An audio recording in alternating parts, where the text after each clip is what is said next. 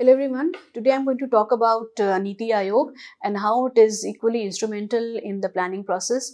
NITI Aayog, of course, the chairperson is the Prime Minister Mr. Narendra Modi and Vice Chairman Shri Suman Berry, as he has been appointed as a chairperson 2022. So the NITI Aayog, or National Institutes for Transforming India, is the apex body. It is an apex public policy think tank of the government, and it is tasked with catalyzing economic development and fostering cooperative federalism by involving state governments in the economic policy making process. This is to be attained by utilizing a bottom up approach, that is by focusing on the foundational aspect at the lowest level before working up to the top level. So the prime minister appoints the NITI Aayog CEO and vice chairperson, and it also has full time and part time members, as well as 4 union ministers who serve as ex officio chair members, and it also has a governing council made up of all state chief ministers and lieutenant governors of the union territories. So NITI Aayog's activities can be divided into 4 main heads: policy and program framework, then cooperative and competitive federalism, monitoring and evaluation, and think tank activities. So knowledge creation, think tank activities, knowledge creation, as well as innovation hub. It's varied vertical, it's varied vertical cells characterized by sectors and functions, provide the requisite support to NITI Aayog to develop as a state of art resource center with necessary knowledge and skills. In fact, the idea was to enable the body to act with speed, promote research and innovation, and provide strategic policy vision for the government and deal with contingent issues. So the governing council of the body comprises of the chief ministers of all states and union territories with legislatures and all lieutenant governments, and the council serve as a platform to discuss intersectoral, interdepartmental, and federal issues to accelerate the implementation of the national development agenda. The NITI Aayog also focuses, or rather, it prepares the Sustainable Development Goals India Index, or the SDGs India Index, and it measures and tracks the progress that has been made by all states and union territories. By applying certain 103 indicators which has been aligned to the Ministry of Statistics and Program Implementation. The government focuses ensuring certain, when you talk about the Sustainable Development Goals, or the state has to align with these goals. The government's focus on certain aspects such as ensuring food and nutrition security, health, education, electrification, housing for all, sanitation, which has been contributed towards the achievement of sustainable development goals. If you look into the role and functions of NITI Aayog, since it was established to replace Planning Commission, which was a relic of India's socialist past, so unlike the Planning Commission, NITI Aayog is more flexible and responsive institution which adopt to changing economic, social, as well as environmental realities. The main functions of NITI Aayog are, policy formulation, as it provides a strategic and technical advice to the central as well as the state governments on a wide variety of issues, particularly policy issues such as agriculture, health, education, infrastructure, energy, environment. Secondly, it focuses on monitoring and evaluation of the various, it focuses on monitoring and evaluates the implementation of various government programs and policies, and it provides a feedback to the government on their effectiveness. Thirdly, it looks into research and analysis. It conducts research and analysis on various development issues and provides evidence-based recommendations to the government.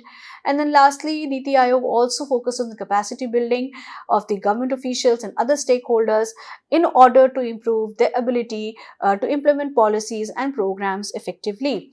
There are 7 pillars of effective governance which has been envisaged by NITI Aayog. First, pro-people, that it fulfills the aspirations of society as well as of the individuals. Secondly, proactivity in anticipation of and response to citizen needs. Thirdly, participation, involvement of the citizenry. Then empowering especially women in all aspects, in all spheres. Inclusion of all peoples irrespective of caste, creed and gender. Equality, providing equal opportunity to all, especially the youth. And lastly, transparency, making the government visible and responsive. Uh, these are the key initiatives which has been taken by NITI Aayog. Since its inception, NITI Aayog has launched several key initiatives that have had a significant impact on India's development agenda, like Atal Innovation Mission, which aims to foster a culture of innovation and entrepreneurship in India by supporting startups and innovators through various programs and initiatives. And Digital India has been actively involved in promoting the Digital India initiative, which aims to transform India into a digitally empowered society and knowledge economy. Then Swachh Bharat Abhiyan played a significant role in advocating or in bringing about Swachh Bharat Abhiyan, which is a national campaign to clean up the streets, roads and infrastructure of India's cities and villages. And the National Health Stack is an initiative that aims to create a digital infrastructure for the Indian healthcare system, which will improve efficiency and accessibility of healthcare services. Their significant to or the impact of NITI Aayog was that it improved policy formulation. Since it provided the government with evidence-based recommendations that had improved the quality of the policy formulation implementation. It also enhanced the innovation and entrepreneurship amongst the population, which has supported, the Atal mission has supported the development of startups and innovators, which has led to increased innovation and entrepreneurship in India. Then improved digital infrastructure. NITI Aayog's involvement in the Digital India initiatives has helped to create a digital infrastructure that has empowered the accessibility and efficiency of government services. And it also increased focus on the healthcare system, which through the Health National Stack.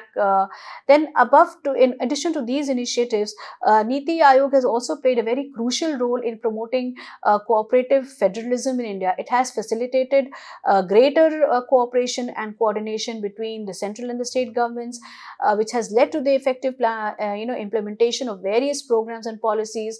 And it has been involved in promoting sustainable development in India, and it has launched several initiatives to promote renewable energy, sustainable agriculture and environmental conservation. So there have been all apart from the various initiatives and developmental agenda which NITI Aayog has taken, there had been certain criticisms, and some have criticized and argued that it lacks the same level of authority and power as its predecessor, that was a planning commission. And others have argued that it does not adequately represent the interests of the marginalized communities and groups. However, despite of these criticism, it was clear that NITI Aayog has made a very significant contribution in India's development agenda, and its being more flexible and responsive approach has allowed it to adapt to the changing needs and priorities of the India's development trajectory. And as India continues to face new challenges and opportunities, NITI Aayog will undoubtedly play a very crucial shape in concerning the India's development agenda. There are certain current important significant latest information, as it could be said that Shri Parmeshwar Iyer joined NITI Aayog as a Chief Executive Officer on 10 July 2022. Dr. Arvind Virmani joined NITI Aayog as a full-time member. One district, one product policy. It is a recent agenda of the NITI Aayog Governing Council. It intends to boost export at the district level, and NITI Aayog is commissioned to study on the select judgments and verdicts of Supreme Court and National Green Tribunal on the economy of India. Then National Action Plan for Migrant Workers is underway, and for the same, NITI Aayog is responsible authority. NITI Aayog has also framed a model act on inclusive land title, and it hopes will be adopted and implemented by the states. The aim is to facilitate easy access of credit to farmers and reduce a large number of land-related litigations, besides enabling transparent real estate transactions and land acquisitions for infrastructure development. Recently, NITI Aayog Vice Chairman had mentioned that the government will introduce the production linked incentive scheme for more sectors to boost domestic manufacturing. The objective of the PLI scheme is to incentivize investors in this country to put up a globally comparable capacity in scale and competitiveness. And the government of India has already introduced the PLI scheme for pharmaceutical, medical devices, mobile phones, and electronic manufacturing companies. It is now considered extending the scheme to other sectors as well. However, one thing I would like to say that how NITI Aayog had been differing from Planning Commission in few ways, that was organization, planning, finance and state roles, as well as reporting and constitution. If we look into the organization part, the Planning Commission was made up of deputy chairperson, member secretary, full-time members to nominate secretaries or member secretaries. At regular procedure is followed, whereas at NITI Aayog, new CEO and vice chairperson positions have been created, and there will be 5 full-time employees and 2 part-time employees. So the NITI Aayog is appointed directly by the Prime Minister, and the CEO positions is equivalent to that of a secretary, and it is made up of 2 part-time members and 5 full-time members. Then the Planning Commission prefers top-down government planning with public sector resources, whereas the NITI Aayog develops national development strategies in a market economy that is linked to the globalized world. So, recognizing states' growing autonomy and responsibility, the NITI Aayog recognizes and follows for greater participation by states and other stakeholders. Furthermore, one of the NITI Aayog's key pillars is transparency and e-governance, which contrasted sharply with the old Planning Commission's planning style. Then finance and state role. With the establishment of the Planning Commission, the role of the Finance Commission was significantly reduced. Allocation of funds was the responsibility of the Planning Commission, whereas the NITI Aayog is not in charge of any allocation of funds. The Finance Ministry will determine the tax portion that states will receive, as well as the distribution of resources, funds, and whatever union support they can get. The Planning Commission was authorized to provide funding to state governments and several central government ministries for a wide range of national and state level programs and projects. And lastly, reporting and constitution. The Planning Commission received reports from the National Development Council, which included, state chief ministers and lieutenant governors. The NITI Aayog Governing Council is made up of state chief ministers and lieutenant governors, but the Planning Commission, which is no longer in operation, was an executive body. NITI Aayog is also an executive body because it is not named in the constitution. It is not named in the Indian constitution and was not established by an act of the parliament. So, however, if necessary, it can be converted into a statutory body by passing a statute in parliament. For example, UDI is an example of that. So that was a basic, difference between NITI Aayog and Planning Commission only on these areas. Finally, I would like to conclude by saying that social planning is indeed a very critical process which aims to improve the lives of individuals and communities by addressing societal issues and promoting social justice. And the scope of planning is broad and complex, involving with working with diverse stakeholders, identifying social issues, developing policies and programs, and evaluating the impact. So, social planning faces significant challenges such as limited resources, diverse stakeholder perspective, political and institutional constraints, data and information gaps, resistance to change, and unforeseen consequences. Despite these challenges, social planners continue to work towards creating a more equitable and just societies by developing evidence-based policies and programs that would promote social well-being. That's all about the social planning part, and now I will start with decentralized planning. I've just finished the lecture on the sources of social planning. Now I will talk about decentralized planning, and under decentralized planning, I would be talking about 73rd Amendment, Panchayati Raj institutions, as well as municipal bodies. Decentralization of the planning process, has acquired considerable significance with the passage of 73rd and 74th Constitutional Amendment Acts. And decentralization through the involvement of the local level representative institutions in the formulation of plans for the development as well as their implementation is being advocated in the interest of efficient utilization of resources and for ensuring more equitable sharing of profit from development. So decentralized, it was brought about in India in 1957 itself, the idea of decentralization, and the then government had appointed the Balwant Rai Mehta committee, and they were responsible for recommending it to the constitutions. In fact, the elected local bodies, they could not receive some power from the central government, so they could elect or rather they could implement the decisions based on the powers that were handed to them. So with this in mind, the Panchayati Raj system came into existence, and from the time to time it has been implemented. In fact, the first plan was aimed to ensure optimal, the first plan's main aim was to ensure operational planning and participation. So if you look into the definition of decentralization, decentralization planning means that embracing a wide range of concepts, one might find a barrage of concepts that must be researched. Once it is found out that the project is destined to benefit decentralization, it can be implemented, and they can be related to service delivery, administrative and financial systems. Decentralization particularly refers to the handover of the transfer of the responsibility of partial functions to the subordinate agency.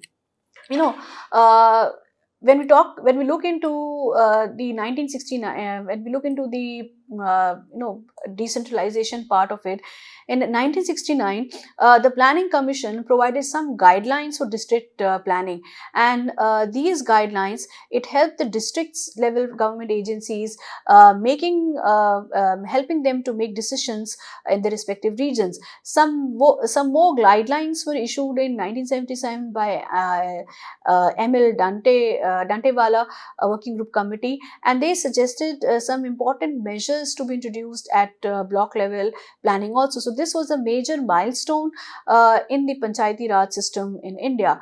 However, if you talk about the decentralization, if you look into the decentralization process, decentralization of the planning process is basically exercise in multi-level planning. And although multi-level planning and the problems connected with it have only recently been subjected to serious examinations in India, and the idea of decentralization as such is not new to Indian planning. Since 1950-1951, when the Planning Commission was established and the first 5-year plans was launched, the importance of carrying the planning process to lower levels such as the state, district, block, village, etc. had been emphasized. So the reason for the stress on decentralizations were various. First of all, in the first place, the Indian planners, for the obvious reasons that in a democratic framework, unless planning is carried at lower levels, that is to unless planning is carried out at the lower levels, that is to at the subnational levels, the process will not be effective. Secondly, the planners, they also realized that the participation of the peoples in the planning process is essential if the process is to succeed, and the participation of the people can be only achieved when if the planning is carried out at the lower level, lower subnational level. And it was also remarked in this context that at least in the earlier years of planning, the influence of the Gandhian thought was fairly pronounced, although this should not be as much taken into the planning system. But however, some Gandhian principles and philosophical anecdotes would be included in the planning part of it. So the Indian plans attempted to adopt some Gandhian techniques, of which decentralized planning was one of them. There are certain few definitions if we look into the decentralized part of it. According to Hanumanta Rao, decentralization through the involvement of local level representatives, institutions in the formulation of planning for development as well as the implementation is being advocated in the interest of efficient utilization of resources and for ensuring more equitable sharing of benefits from development. As opined by Arvind Kumar, decentralization is also referred to as a process of sharing of powers by the central ruling groups with other groups, each having authority within the specific area or the state. In understanding the definition of decentralization, the 73rd and the 4th Amendment to the Constitution were passed and provided opportunity for the people to participate in the process of preparing micro plan from the villages to the district level. So the institutions at the grassroots were created with a provision to include women and all the other deprived sections. Thus, the plan was to prepare from the lowest unit of governance to the highest level. There were two types of decentralization. There was this political decentralization and then there was the administrative decentralization. Now, if we look into the political decentralization, this form of decentralization is commonly used in many countries and state as well. And through this model, local governmental agencies with the partnerships of citizens make beneficial decisions. In India, most governmental agencies often neglect the rural areas due to the lack of manpower. With the implementation of Panchayati Raj in these various states, in these states, villages, blocks and other regions garner governmental support, and having greater participation involving the local residents ensures that the society benefits. Local agencies' decisions tend to play a very crucial role than those made by the national policies, political authorities, and they also satisfy the needs and requirements of the constituencies. It requires the development of a few statutory reforms on the development of legislatures, and they can also be the creation of local government agencies with the help of the local political blocs. Administrative decentralization, when we say that decentralization planning particularly refers to the process of planning and decision making at all the local levels, involving regional and grassroots institutions. It particularly focused on improving, enhancing the participatory governance by involving the local bodies like Panchayati Raj institutions in the rural areas and the urban local bodies in the urban areas in the planning process. So decentralized planning was crucial for a diverse country like ours, like India, where there has been a lot of regional disparities and local needs, they vary significantly. So the concept gained prominence after India's independence, especially with the establishment of the Planning Commission and later the introduction of the constitutional amendments that empowered the local governments. If you talk about the administrative decentralization, this is also an important part, and they are in charge of distributing the financial and offering public services for the public under their jurisdiction. They deal with the financing, planning and management of public work, and there are three groups: deconstruction, delegation and devolution. We look into the deconstruction part. It is used mainly by unitary states. The government agencies can make authority and financial decisions. It is thought to be the weakest form of their decentralization, and this form of method is mainly used in provinces and districts. Then delegation. A delegation consists of members appointed by the central government.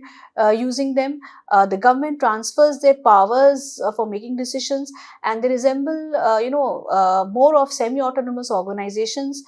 They take part in transportation authorities, public enterprises and housing authorities, and these groups are also responsible for special service districts, corporations, school districts, regional development and special projects. Then there is a devolution. If the government is devolved, the authority is transferred to the local authorities.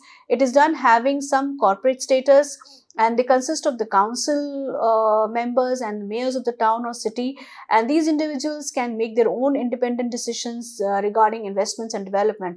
Of course, they have specific boundaries within which they can do the development work.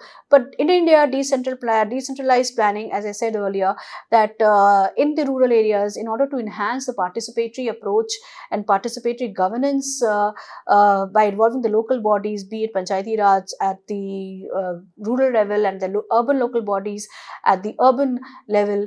This was constituted with the establishment of Planning Commission. Then there are certain significance of decentralized planning. First of all, it promotes local government. When we talk about promoting local governance, that is, it empowers the local authorities or local institutions to identify and address the unique needs of the communities. It fosters greater participation of the people in the decision making process, ensuring that development aligns with the local needs and priorities. Then it reduces regional disparities by focusing on area specific development and target population. Decentralized planning helps address regional disparities and imbalances. The resources can be utilized effectively, and they can be allocated more effectively to backward and underdeveloped sections or underdeveloped areas. Then it enhances efficiencies and accountability. Through decentralized planning, local authorities are more aware of the public issues and challenges faced by their regions. That it allows them to have a more precise and accurate practical solutions for their problems. It increases accountability as decision makers, because they are directly responsible to their local constituencies. And lastly, it encourages people's participation. It involves citizens directly in joining or in planning through the mechanisms like Gram Sabhas and ward committees, and it strengthens democracy by making governance more participatory and transparent. Then there are certain advantages of decentralized planning. If we talk about the disadvantage, it enjoys a strategic advantages that of a centralized planning. Now, according to Rondinell, true decentralization could reduce bureaucratic red tapeism, reduce delays, overcome administrative indifferences towards a clientele. It improves quality of service, act as effective channels of communication between national government and local communities, and it promotes greater participation of people in planning and decision making. There are certain merits of decentralized planning, as been pointed out, that it requires some spatial level specific requirements and needs of the people met through decentralized planning. Then it enhances resource efficiencies, which could be effectively utilized, and wastage could be reduced, and thereby the gap between the supply and demand can be narrowed down. Then it ensures greater sustainability, which can be achieved through decentralized planning. Decentralized is also cost effective, as solutions are found out locally within the involvement of the stakeholders. Then elite capture of the programs will be eliminated. Then corruption, rural development and poverty alleviation programs can be reduced. Poor can emerge from livelihood to achieve economic development. Then poor can build vision for the development. Resources and skills available locally will be utilized profitably for the advantage of the stakeholders. Natural resources will be protected, preserved and nurtured. Then people capacities will be enhanced. Possibility for matching the needs of the people and schemes of the governments, it's more likely. People's felt needs will be met. Then it will bridge the gap between the people and bureaucracy, and thereby government is brought more closer to people. Hence, the governments become more accountable and responsible towards addressing the issues and challenges of the local community. It reduces regional imbalances. The people's talents would emerge, and they would be utilized effectively for community development. Productivity will be enhanced and increased. Development will be more people-centric. Greater mobilization for resources, and finally partnership will be achieved between people and the development agencies. These are certain principles of decentralized planning. principle of functional clarity.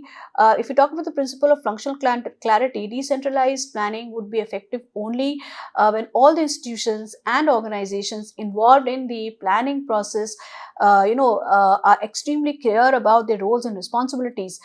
This planning process involves multiplicity of institutions, and they are to work with each other and would enable each other to work effectively. It is possible for the government sector only when adequate clarity is given to the role every institution has to play, and it not only improves government but also civil societies and other agencies. So having trained in narrow specialization and compartmentalization, bringing synergy among the institutions is not so easy. So there shouldn't be any conflict or overlapping among the institutions and organizations, and they should be mutually helpful and function in an harmonious manner. So precision and clarity are needed for our involvement for all involved in the participation of plan. Then principle of functional availability and autonomy. If you talk about principle of functional financial availability and autonomy, which have earmarked responsibilities, should have adequate resources and autonomy to spend the resources in an effective manner, to discharge the responsibilities efficiently. Activities which are earmarked as per the plan document, to the units should have financial autonomy also, and it should spend their resources in an equitable manner. Then there is a principle of decentralized administration. When we talk about decentralized administration, that is to perform the decentralized function. Adequate administrative powers have to be developed to achieve efficiency, and many of the small scale schemes needs to be implemented at the lower level, will work out at the point where the schemes are evolved and resources are allocated. So there's a decentralized administration should be there, which should come from it should be properly implemented, and it should be laid down effectively. Rules should be evolved appropriately for operation of the projects and the programs and activities. It should be implemented in such a manner that administrative flexibility should be there at different units of governance. Then principle of public participation. Principle of public participation, for achieving the success and efficiency in decentralized planning, public participation is important. It becomes imperative. Even this public participation has to be achieved through the process of empowerment, as the marginalized and deprived sections could be involved and should be included in the decision making process. So the public participation should be should not be a mobilized participation but an empowerment participation, where people should be included and their opinions and their voices are expressed. So people should be mobilized to come and raise their concern, to talk about their choices and decisions. So the problems of the poor are well executed. It would include the marginalized sections who would be a part of this empowerment process. Then principle of integration. One of the important feature of decentralized planning lies in integration and harmonizing the plan documents of different sectors and units at all levels. In fact, it requires appropriate framework and skill to integrate the plans from the lowest level to make the plan document operational, where through the process of harmonizing and synthesizing the plan documents. Then there are certain goals of decentralization planning, that is economic development, social justice, welfare, environmental protection, coordination, and people's involvement. Economic development, it ensures that the plan should be developed in such a manner that it has to achieve economic development by increasing the production in agriculture, land reforms, small irrigation system. So the whole process should rely on people's knowledge, skill, and integrated use of appropriate technologies. When we talk about the social justice, the benefits of economic development should reach the various sections, the categories of the community, particularly the poor and the socially vulnerable and weaker sections. The plan should facilitate increased income by providing employment opportunities to the socially disadvantaged and the marginalized sections.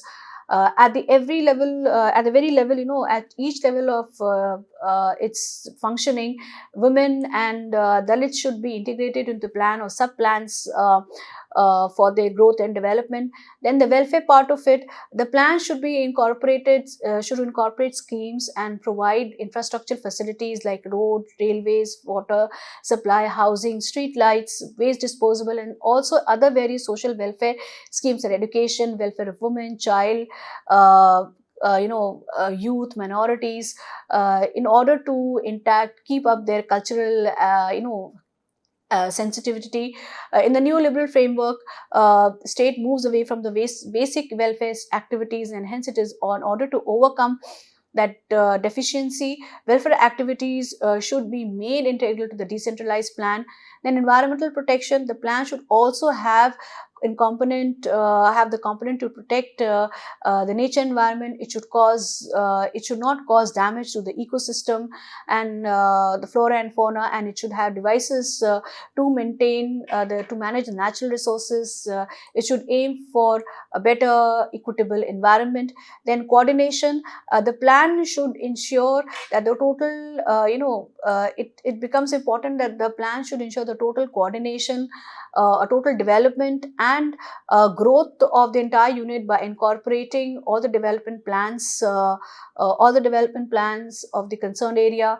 And there should be there should be a coordination and collaboration with the various departments of the government, by the various stakeholders, maybe the non-governmental organizations and other developmental agencies should be in consultation, and there should be a concerted efforts on part of each and every departmental every unit of the departments. Then people's involvement, the most important part is the plan is based on the collection of data, confirmation, assessing the needs, prioritizing the needs, evolving certain activities. At every level, people's involvement and their participation become utmost important, because the purpose is that the people, they are themselves aware about the issues, and they would be the one who could mobilize the other community members, particularly the marginalized and the vulnerable sections. So their participation and their involvement is very important if you talk about the decentralized planning. Uh, that is all about the goals and the importance of decentralized planning. In the next class, in the next lecture of mine, I will talk about the Panchayati Raj institutions, that is particularly about 73rd and 74th in amendments, that is Panchayati Raj institutions and municipal corporations. Thank you.